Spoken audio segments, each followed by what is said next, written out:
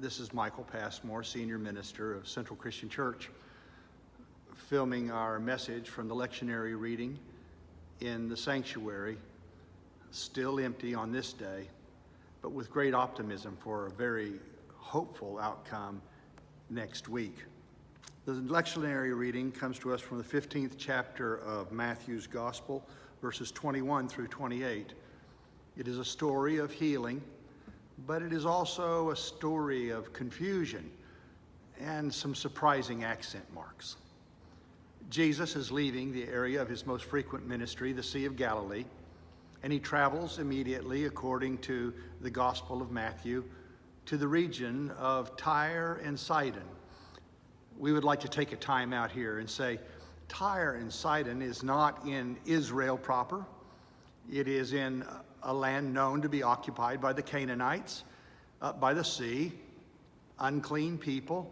Jesus travels 50 miles one way, and there he encounters this woman of Canaan, a Canaanite woman, crying out after him, "Have mercy on me, O Lord, my daughter has a demon, help me."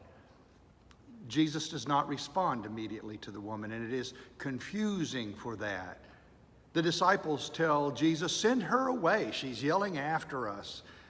And Jesus then says, "I was sent only to the lost sheep of Israel. But please have mercy on me." You don't give to the dogs that which belongs to the children. And the woman responds, "Oh, yes, you do. Even the dogs eat the crumbs that fall from the table." Jesus responded, "Great is your faith. Let it be done for you." This is a miraculous story and a confusing one. Did Jesus really travel 50 miles one way just to minister to this one woman, and she an outsider? Is it true that Jesus spoke to her so harshly? It seems so un-Christ-like. Maybe he was giving her a little bit of a test, and she passed. She said, "Yes, they do.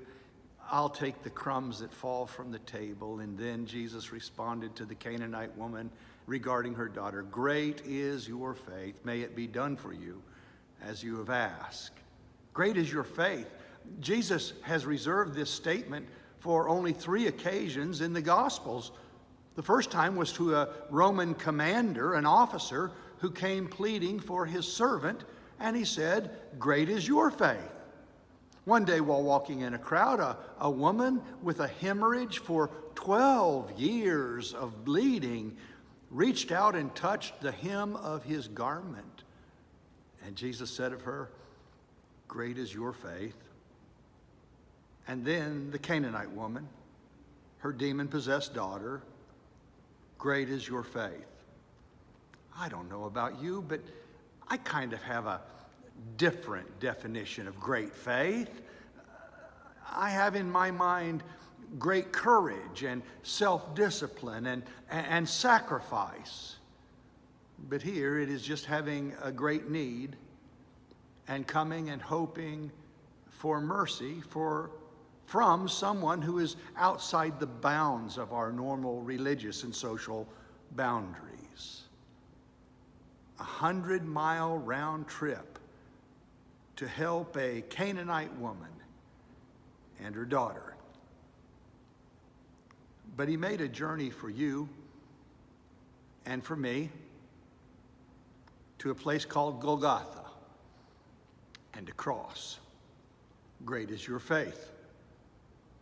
Not everyone who trusts and prays, or not everyone we trust and pray for, walks out of the hospital cured.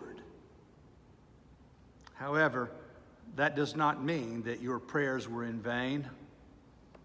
If they do not walk out of the hospital cured, they walk into the arms of Jesus with a perfect body made whole at last. I don't know the journey we have in front of us still with COVID-19, but I do know who will come to us and be with us and help us every step of the way. May we find our trust and our hope in him. Thank you for letting me share with you today.